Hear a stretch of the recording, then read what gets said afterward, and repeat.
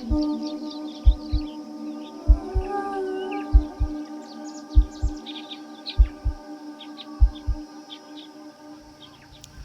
morning, guys. All packed up at Thupapedi.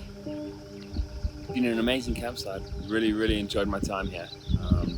So this one's definitely worth a visit. The ones that are further out, Ganoes and Swartpans. Swartpans, I mean, Ganoes is beautiful. Swartpans an amazing spot, but it's a long drive to get there, and unless I was just very unlucky, you don't see a huge amount on the way there.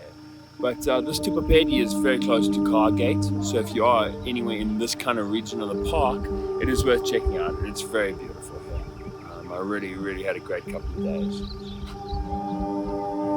So basically I'm going to head down south to Nossob, spend the night there, camp there. Also gives me an opportunity to restock. I don't really need to, but I'm not going to say no to a hot shower. And then head out into the northeastern edge of the reserve, which I'm really excited for. There's people see quite a lot of lion out there, so I'm really hoping that I can find some lion. They sometimes even come into camp, so we'll see what happens. But yeah, I got quite a long drive today, heading down to Nossob. I'll let you guys know how the drive goes, and if anything exciting happens.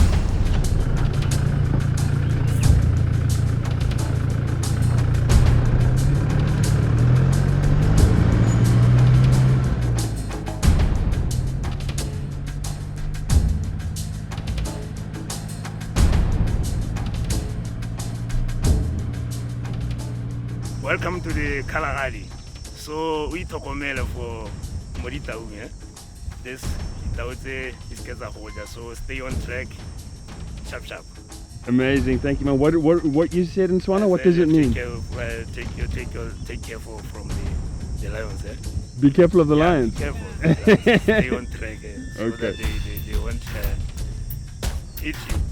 The lions mustn't eat me. Yeah. Okay. Yes, man. Sure. Have a good day. Yeah. Good day. Whoa, wrong direction. Cheers.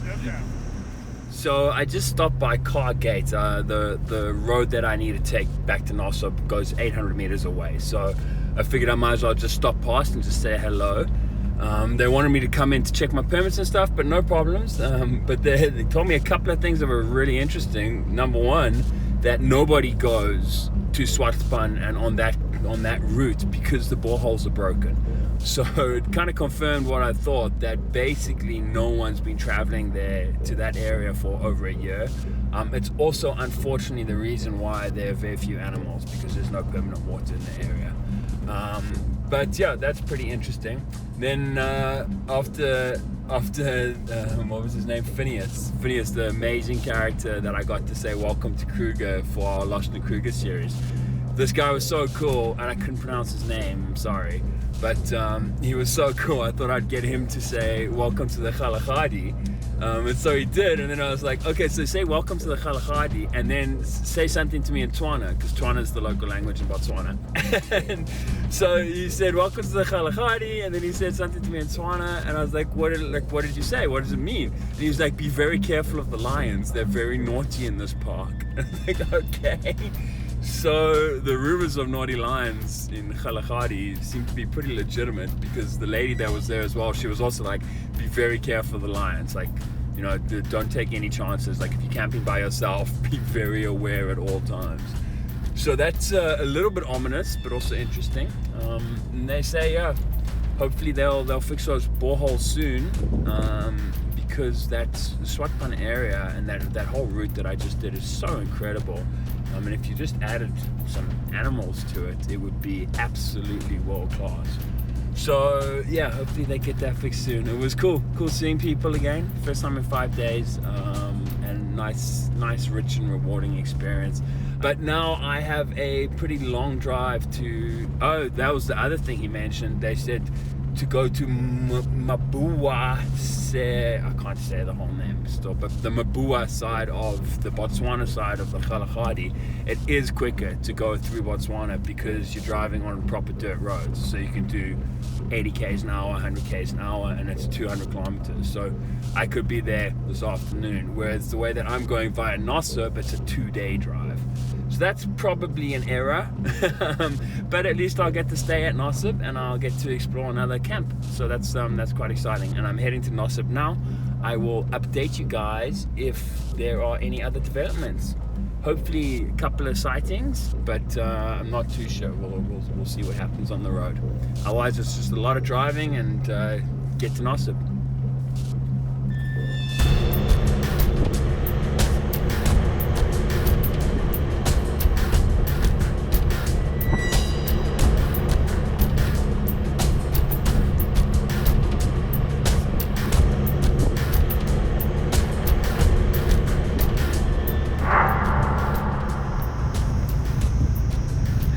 Maybe a stupid question, but is it a herd or a flock of ostriches?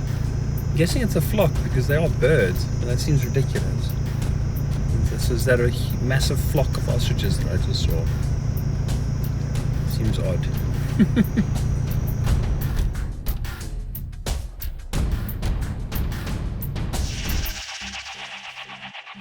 Got some homework to do. I gotta find out what that little dude is. Amazing, no? Let me get pretty close. He's just sitting on a tree here. Looks like a dinosaur when you zoom right in. Pretty cool. Wonder what he's called. You guys will already know because I would have put it on the screen by now.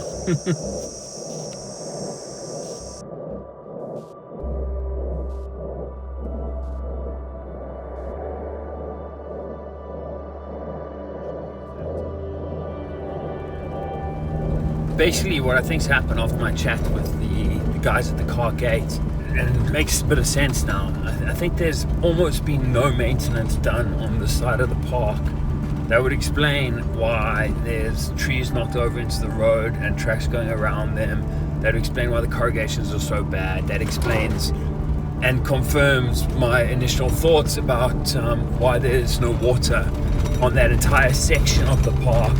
And you know, I was watching a David Attenborough thing the other day about how COVID has been good and this whole pandemic has been good for the natural world. It hasn't only been good. So there's been neglect and maintenance because of a lack of budget, and that's not a positive. There would have been herds of animals on Swatbund, for example, that I'm sure a lot of them have died. A lot of them would have migrated, but a lot of them would have died as well because there's no longer water getting pumped there. So you create a artificial population of animals because you pump in the water, then you take away the pumped water. It's quite tricky. But yeah, this road is terrible. These corrugations are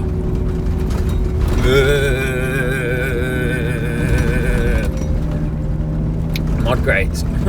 Not great at all. I really hope the drive tomorrow from Nossob to Mabua is not like this, because then it's not going to be a fun. It's almost 200 kilometers, so doing 167 k's today, and it hasn't been great so far. So yeah. Anyway, I will chat to you guys later. Bye.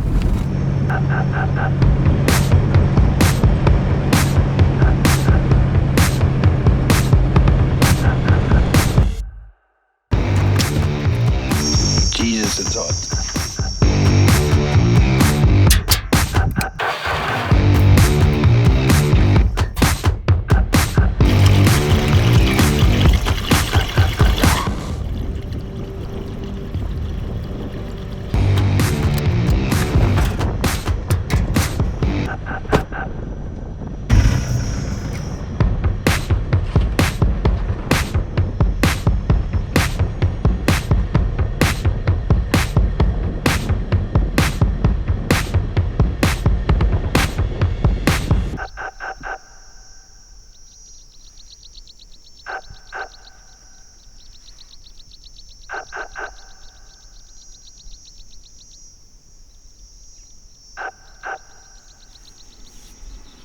It's quite amazing what happens when you add some water to this desert environment.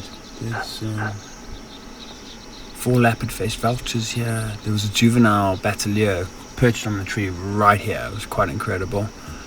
There's a secretary bird. There's some fully grown bateliers. It's just amazing. It is so hot though, so you can imagine how they're dying of thirst. But also it shows that as soon as you have this artificial water source and you take it away, as has happened up in the Kaa region where I was before, it will have a devastating effect on the game numbers. Oh, here's a hartebeest coming in to have a little drink in amongst all of the birds of prey. It's quite incredible.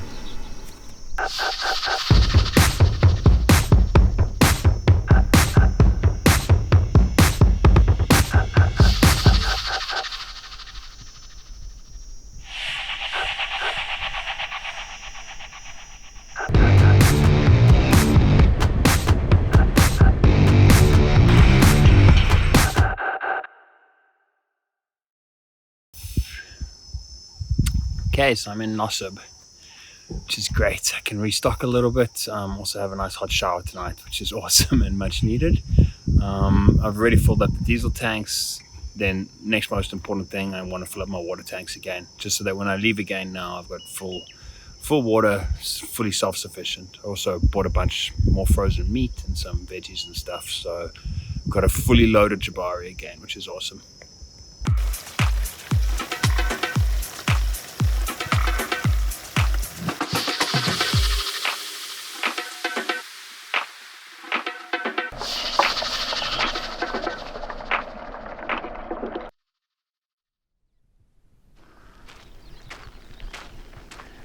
Ready for another adventure, Jabars? I think so.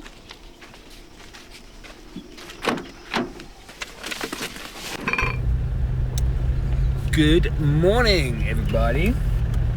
I had a great night in Nossob. I've been very chilled, but it was awesome to have a shower and to have facilities, and also I think I slept a lot better knowing that I was in a fenced-off camp and I could just relax. So that was awesome, but there's also the downsides. It's it just feels ridiculous to be in a camp full of people after you've been in camps completely by yourself. But not for long, so that's all good. So now today I am heading to the northeastern edge of the park, which I am very excited for. It is it's a famous area for some of the big predators, and so hopefully I have some more luck. Also, apparently the water holes in that area are still pumping, so it's not going to be a complete dry barren wasteland like Kaa was. But I've got a very long drive, so it's almost 200 kilometers, and in these conditions in the reserve, that's an extremely long drive. I do have the option of stopping halfway though, so there's two campsites called Matopi that are halfway, and I might stop at them, but we'll see how I go. I have left as the gates open, was standing in a queue of people waiting for the gates to open, which is always cool. I love seeing people that are so enthusiastic to get into the park. There's a good vibe in Kgalagadi because it's not an easy place to get to, so I do feel like people that come here have put in a lot of effort to get here, so that's pretty awesome, and I think it affects the vibe. But yeah, so I'm going to have a brief drive on the main road with a whole bunch of traffic, as you can see. But that's also, it gives you some help in spotting things.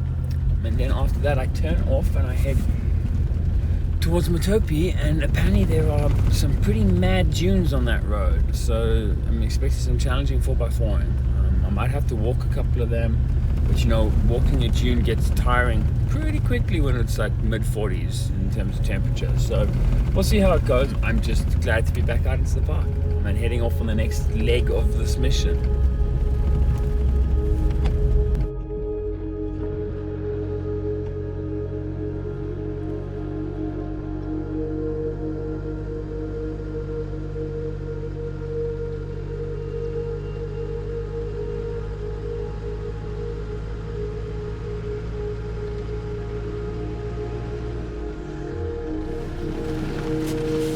Back into Botswana we go as the sun rises. It's so beautiful. I also just wanted to say, you can notice already, and I know it's obvious and I've pointed this out to you guys a load of times already, but now that I've got another 80 liters back on the roof because I refilled those jerry cans and I topped up my water supply, just going over those first little bit of 4x4, you can feel Jabari, the dynamics changed entirely again.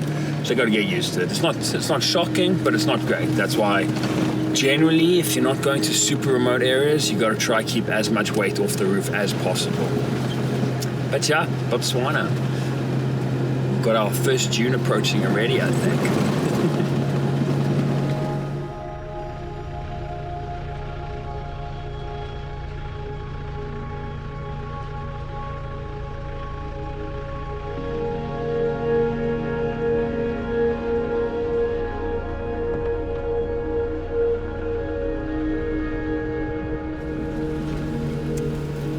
That is a ridiculous sunrise. How dare it be so beautiful. Oh man, if that's a sign of things to come, I'm really excited. So beautiful, wow. Yeah, heading right back out there again, heading out into the wilds by myself. So there's, it's all very daunting. I've heard lots of people have been telling me to be careful of the lions in this part of the park. They can be very naughty.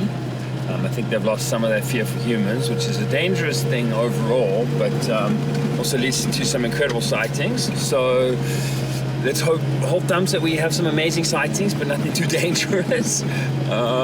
Yeah. It's weird because you don't really think about the magnitude of what you've been doing, and then last night in camp I was just chatting to the guys that were set up next to me, and they're like, what? You've been by yourself for 7 days in the Kalahari? And I'm like, yeah. And they're like, that's crazy. And I was like, oh, is it? Oh, so maybe it is. Anyway, spectacular sunrise.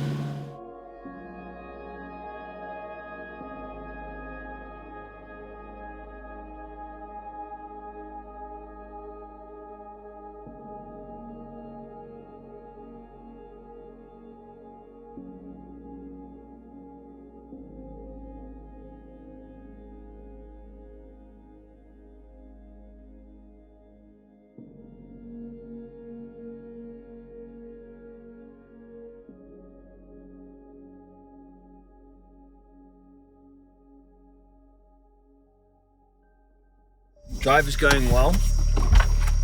As I say that, I get a really rough section. I'm about halfway to Matopi, which is probably going to be my overnight point.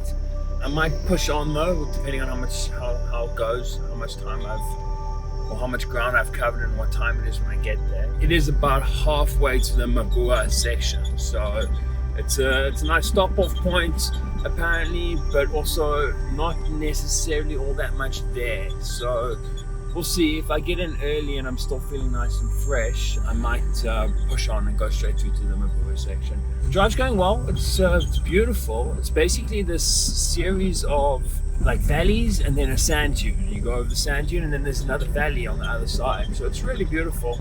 Nothing too tricky four-wheel drive wise so far, certainly. I was expecting a bit worse. People talk about crossing these dunes like it's a big deal, but it hasn't really been so far. There was a couple at the beginning that I was struggling with, but then I realized that I hadn't even put it into four-wheel drive. So far it's all been high range four-wheel drive. I hadn't needed to go into low range. I haven't even really need to have like a run at it or anything. It's all fairly straightforward. I also just wanted to point out, with this terrain in the background, for those of you that don't know, the Kalahari is a desert. It's 100% a desert. I just happened to be here during I think it's probably about 2 weeks of the year that there is rain. So when it does rain in a desert or somewhere like this, everything springs to life because everything wants to germinate, everything wants to breed and have babies. So it's an incredible period to be in a desert. But it is a desert, so don't be mistaken. They're seeing it like this, you might think that this is just normal bushveld, but it's not. It's much drier than that. The Kalahari is a bit of a strange desert in the sense that there's a lot of trees, and that's because there's a lot of groundwater. But the rainfall is very low annually, and so that's why the creatures are desert adapted creatures. All the animals that are here are all desert adapted animals, and the density of the animals is not very high. So if you want to plan a trip here, there are incredible animals here and some unbelievable sightings, although I haven't been lucky enough to have them this trip. But the density is much lower than somewhere, in the low veld or somewhere in the normal bush veld that we're used to, where the land is able to sustain a much higher population of animals. But yeah, just wanted to check in. I've got 54 kilometers to go. And then I'll make a decision on whether I'm going to push on through or just spend the night there.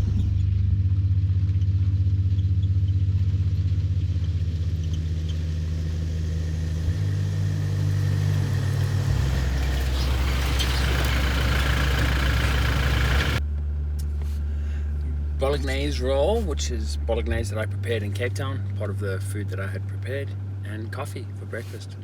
Bon appetit.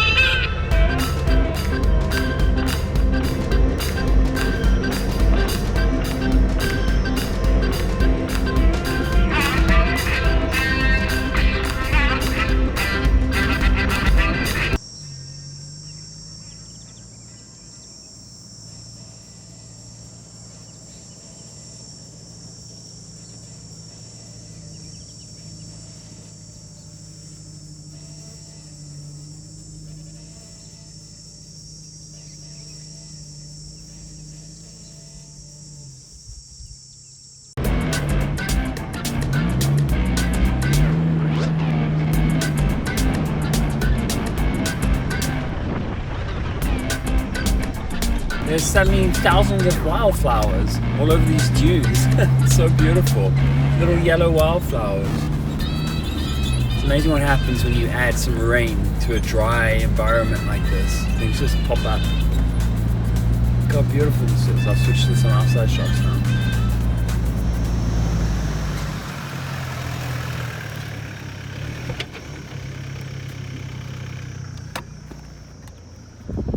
Just incredible. That's so cool.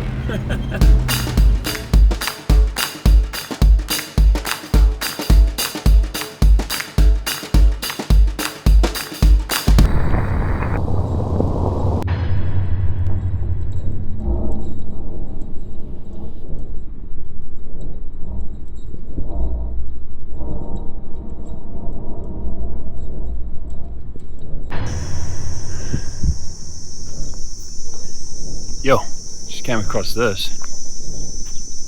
That is a harsh reminder of how serious the conditions are out here, and you know, the potential repercussions if something goes wrong. I, out of respect to whoever's car this is, I'm not going to try and make guesses about what happened, but it certainly looks like there was a bit of a fire. I hope everyone got out okay and nobody was hurt.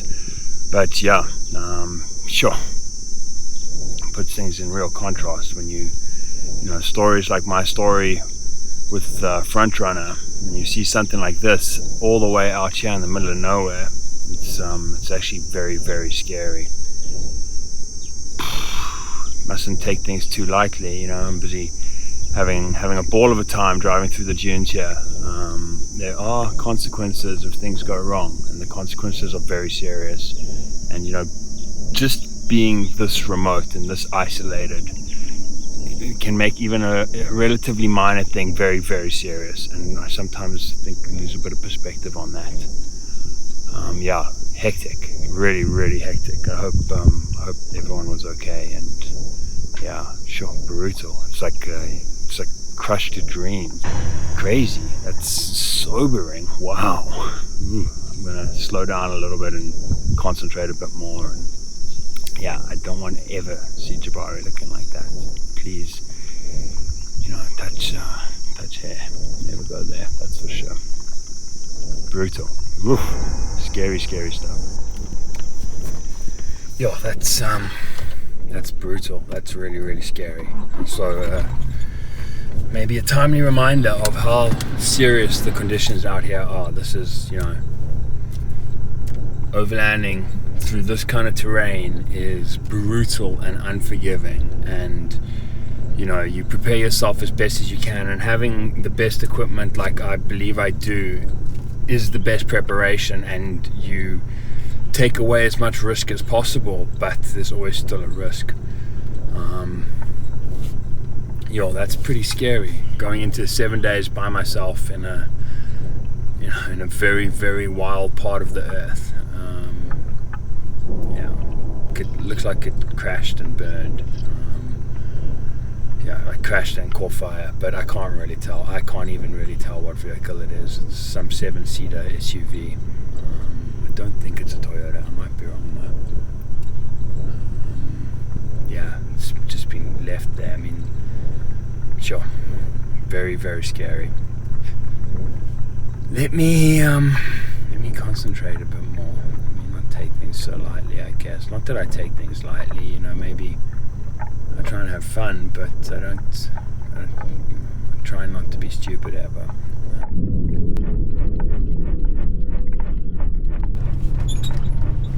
Sorry, my phone overheated there. Yeah, which says everything. Jabari's showing 34, but it feels hotter, and this temperature gauge has been a bit dodgy. The only time it's really accurate is when I first start driving. I think the aircon might be icing up a little bit and affecting the temperature reading. But yeah, you know, I mean, gotta have fun. That's why we do it, but also gotta be so bloody careful, hey? And not forget that the consequences of bad decisions are really, really hectic. The timing of seeing that is just weird, because I mean, it's probably all resolved by now by the time you guys view this, but when I was in Nossob last night, I got Wi-Fi and I checked my emails, and I actually have a financial offer from Frontrunner to make things right for what they did with the wiring in Jabari. And you know that I probably will take the money because it's better than not getting any money. But seeing that really reminds me of what the downside is. You know, what could have happened in Mozambique is exactly that. You know, we very easily, and the way that we built these overlanding rigs, there's so much stuff inside them and on top of them that if it starts to burn, it's gonna go up in a ball of flames in seconds. So yeah, sorry for that somber note, but that was as I saw it, my heart sank. Poor person, whoever that was. No matter what the story is, you know, that's you don't want that happening to anybody. It's really terrible. But yeah, I've got 14 kilometers to go to Matopi. It's crazy hot. I will stop there and maybe have some lunch, and then make a decision on if I'm going to keep on pushing for the rest of the day. I think I probably will. I think I'm probably going to keep going, just to get to that Mabua side. And then once I'm in the Mabua side, then I have, you know, I've got 7 days there, and I don't have these massive long driving days, because these driving days are starting to take it out of me. As amazing as it is to see this incredible terrain, I don't like to just be driving the whole time. So we'll see though. I'm going to stop and I'll have some lunch, and then I'll let you guys know what my decision is.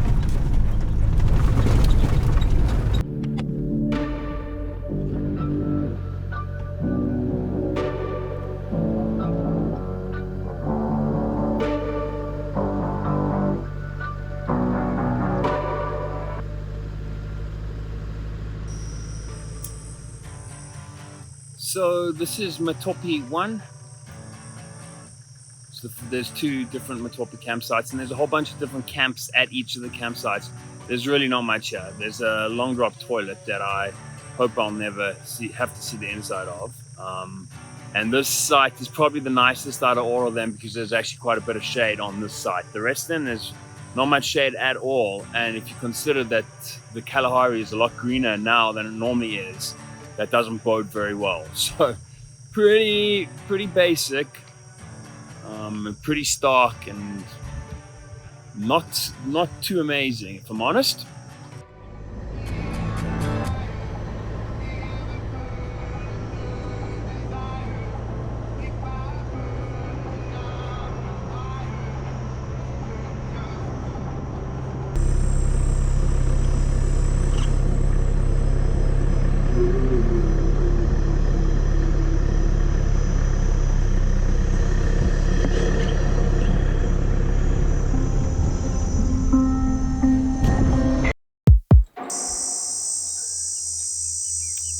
So this is Matopi 2 campsite. It's not much different to Matopi 1.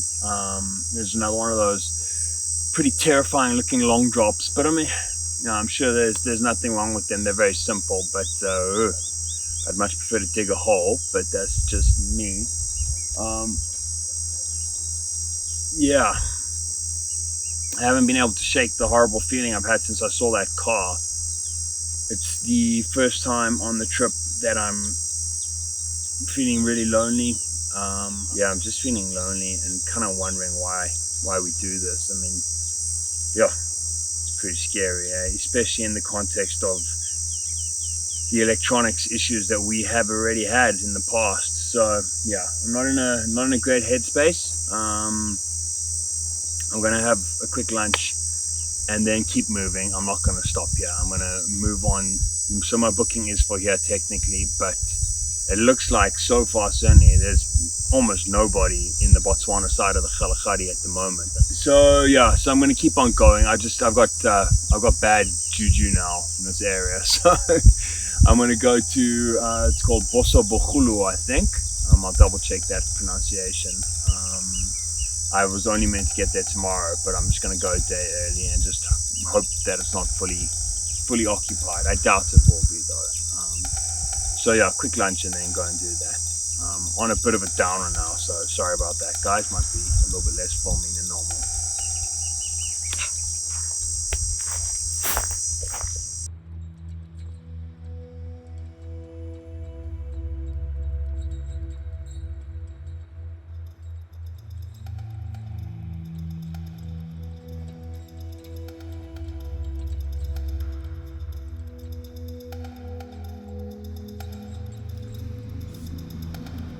Sure, okay, another 10-hour day, another long drive, but I am now officially in the Mabuasehube region. Mabuasehube, I think I'm saying it right. Most people call it the Mabua region. I am heading now to the campsite that I was meant to be taking tomorrow. And it does look like there might be other people in the area. I do see car tracks, which is the first time in a very long time, other than in Nossob. So it's actually a little bit reassuring. But yeah, the terrain's changed again. There's some big pans here, bigger trees again. There seem to be animals again, which is really great. That's 200 kilometers from Nossob. Basically there's next to nothing. You see Gemsbok, so it's kind of the the real desert dwellers is all you're getting. But already I can see springbok here, so there's a good sign of things to come. I'm still remaining positive, keeping the fingers crossed and my thumbs tucked and fingers crossed and holding thumbs and everything. Yeah, feeling a little bit despondent today, as I did mention earlier. But there'll be nothing like just getting some good footage on my camera to make me feel better, and that can be good footage of springboks or birds or anything.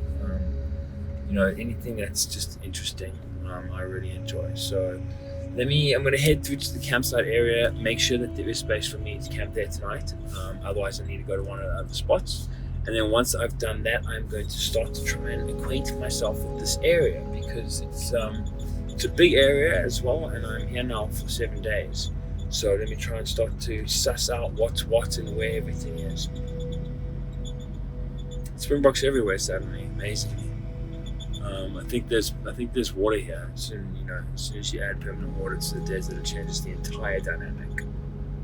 Okay, let me go see if I can find a campsite, and then I will let you guys know what the plan is.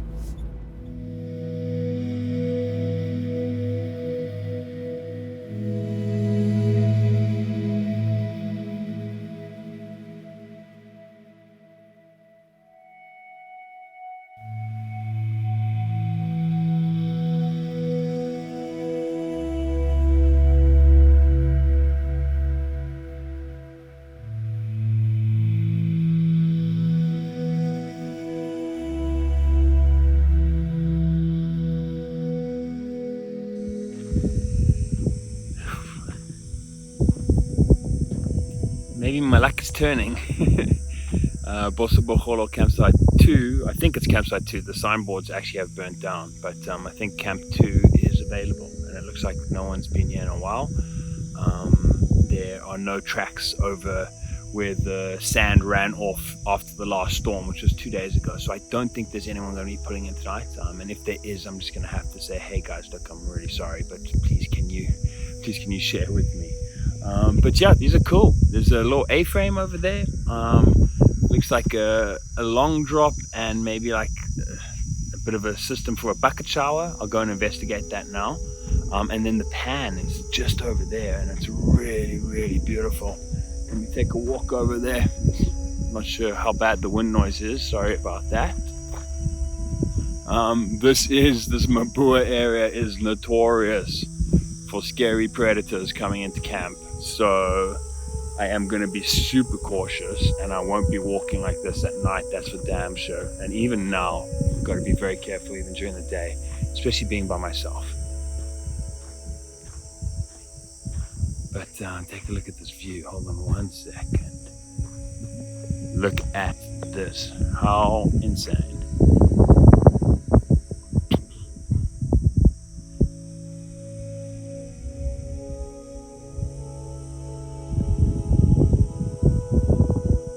yeah, this could improve my mood, I think. This is quite amazing. Wow. I think I'm gonna maybe just put down 1 or 2 things here. Just maybe put the table down, some of the bags of wood or something. Just in case there's anyone else that's just roaming around looking for a spot like I was. And then I'm gonna head back to that other camp where I saw those other people now, and just say, how's it? I picked up a license plate. Say, how's it? I picked up a license plate on the road, see if it's any of theirs. Also just use that as a prelude to say hi and have you seen anything, and if you have seen anything, where have you seen it? But yeah, let me put down a couple of things. I'm gonna make a nice big jug of ice cold Oros and then head out again. You know, it's after 10 hours in the car, I don't really feel like heading out again, but now is actually the right time to be out in the park. You know, in these desert conditions, when it's 40 degrees out in the middle of the day, you've got almost no bloody chance. So to give myself as much chance as possible, I need to head out as it starts to cool down. So I'm gonna chill for just a little bit, unpack just a little, and then I'll head out again.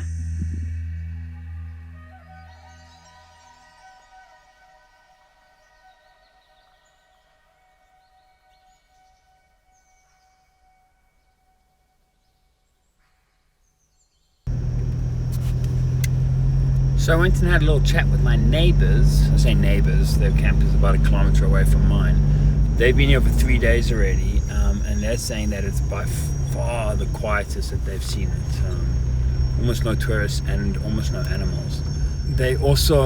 We were chatting about it, and it's also a concern to both of us that never mind not seeing that much, that happens. It is seasonal and it is a desert park, so you know the density of animals is not as high as other parks.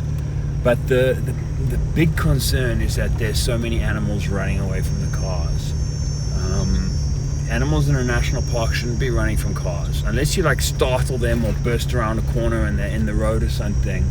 You know, like a herd of antelope should barely even look at you most of the time when you're driving around. So it's I don't want to say anything out of place, but it's in the past when I've experienced animals that are terrified of vehicles, it's because they've been getting shot. So I'm not saying that that's what's happening. I don't know that at all, but I'm just saying that it is concerning that that is the case. So yeah, so that wasn't a very positive chat, considering I have 7 days coming up here. They seem to think that there's a problem in the park at the moment, but let's hope they're wrong. And I'm gonna start exploring this region. It seems like there's definitely nobody staying in that campsite for tonight, so it's all mine, so I will claim it.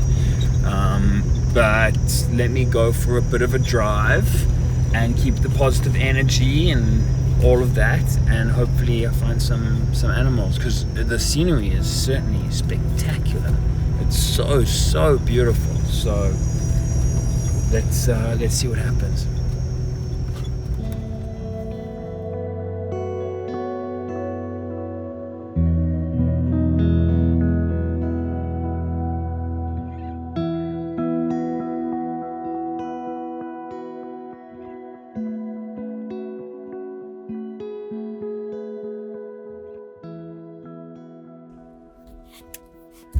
Okay, I found a waterhole with water in it. That's a good sign. There's one springbok here, but I got some cool shots of some dove. And Jabari got attacked by a tortoise.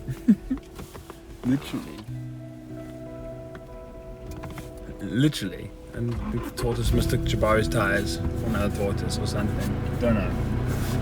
Make sure that he's not back here. To check under the car, don't worry, he was busy having a swim afterwards. I think I'm gonna head back to my campsite where I was, but there are 2 campsites right here, so I'm just gonna take a look real quick. They're really nice. I mean, I didn't unpack anything in that other site, and I'm presuming that there's nobody here, which I think is probably a pretty accurate presumption, considering that there seems to be almost nobody in this park. Certainly on the Botswana side. South African side is busy.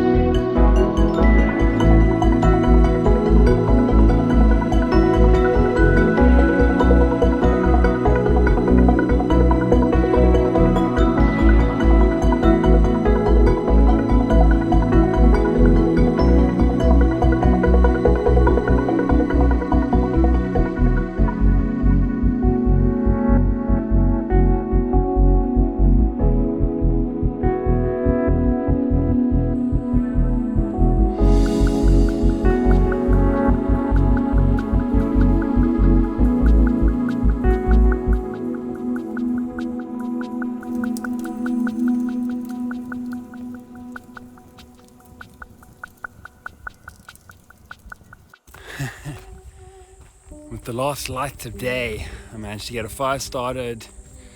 Got a whole bunch of lighting up around camp. I'm going to put some more lighting up now. This is an area that Lion are notorious for coming into the campsite, so I really wanted to get that fire going and get a whole bunch of light up.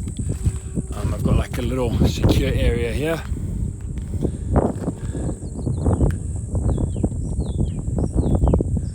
There's lots of wind, so I doubt you can hear me. But yeah, it's been a day. Hey, I'm tired. I'm gonna quickly just buy some chicken kebabs. I might even have them just by themselves. Carnival diet, baby. And then hit the hay. The fire is more for my sense of well-being than anything else. It does also deter wild animals. There's no doubt that it does, but I think at this point it's mostly for my mental welfare. I also do have my big axe out, and I do have a pepper spray in my pocket, just in case. I mean, who knows? I don't know what's too much concern. I don't know what is way too much concern, that it's ridiculous. I don't know what is too literal. So I'd rather err on the side of caution when it comes to lion in camp. I know a lot of people that have had lion in camp here. I would love to see lion while I'm here, but I would prefer not to have them in my camp, especially while I'm by myself, which is the whole of this trip. But yeah, gonna buy some chicken quickly, then climb into bed. But I'll let you guys know how that goes.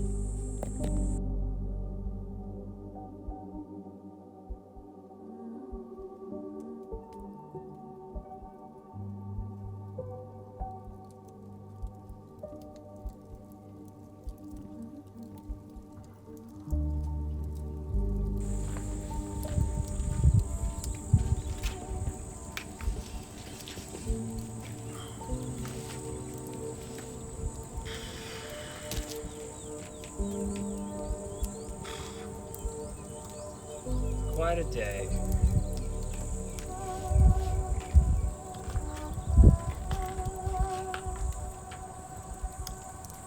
It is really spectacular here, though, that you cannot deny. Not that I'd want to. It's a rough day, too much driving. There's too much driving on this itinerary. I shouldn't, future note.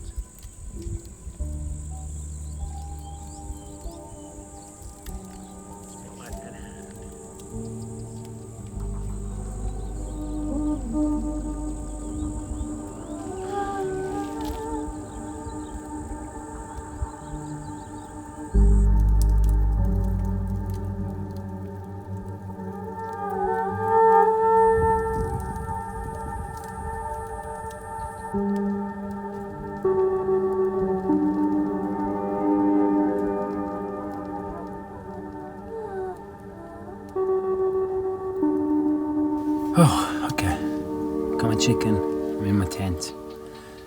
It's amazing how being all of 2 meters off the ground makes me suddenly feel secure, but it kind of does. I'm not doing that again though. I know that I shouldn't. I should be getting into the tent as the sun goes down. And if I haven't cooked dinner when the sun goes down, then I don't have dinner. I shouldn't be in a campsite like this cooking meat. That's way too dangerous. I was being very cautious, and I took every caution that I could, but still, that's scary. You don't want to tangle with a 300 kilogram male lion either. But yeah, I was determined. I really wanted to just end the day off on a good note, because it was a pretty rough day. It was my roughest day of the trip by far. I don't know why, really. It wasn't that car. I was thinking about it now while I was cooking. I mean, the car kind of like heightened the feelings that I was already having, but I was already feeling pretty anxious and nervous and lonely. But yeah, it was a tough day. Hopefully have a good sleep, have a good day tomorrow without a ridiculous amount of driving. I mean, even if I still spend 10 hours in the car, if I'm not slogging the whole time, it won't be as bad. But yeah, bon appetit, guys, and I'll see you in the morning.